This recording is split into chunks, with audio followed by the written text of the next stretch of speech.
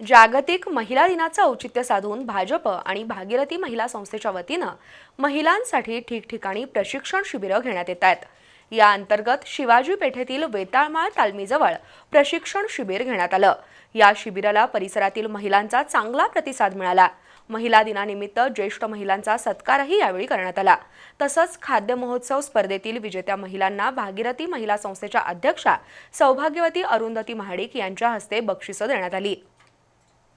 धनंजय महाडिक युवा शक्ती प्रेरित भागीरथी महिला संस्था आणि भाजपच्या वतीनं शिवाजी पेठेतील वेताळमाळ तालीम परिसरात महिलांसाठी मोफत प्रशिक्षण शिबिर घेण्यात आलं। जागतिक महिला दिनाचं औचित्य साधून घेतलेल्या या शिबिराला चांगला प्रतिसाद मिळाला। भागीरथीच्या अध्यक्षा सौभाग्यवती अरुंधती महाडिक, नगरसेविका अर्चना कोराणे, पूर्वा राणे, धनंजय नामजोशी यांच्या उपस्थितीत शिबिराला सुरुवात झाली। 8 मार्च हा जागतिक महिला दिन महिलांच्या सन्मानासाठी साजरा केला जातो। त्यामुळे या दिनाच्या निमित्तानं महिलांनी सक्षम, स्वावलंबी, आत्मनिर्भर आणि उद्यमी बनण्याचा संकल्प करावा असं आवाहन सौभाग्यवती अरुंधती महाडिक यांनी केलं। महिला आज सर्वच क्षेत्रात पुरुषांच्या बरोबरीनं आपलं कौशल्य आणि बुद्धिमत्ता सिद्ध करतायत। आपणही आपल्या अंगीभूत कौशल्यांचा वापर करून उद्योग आणि व्यवसाय सुरू करावा।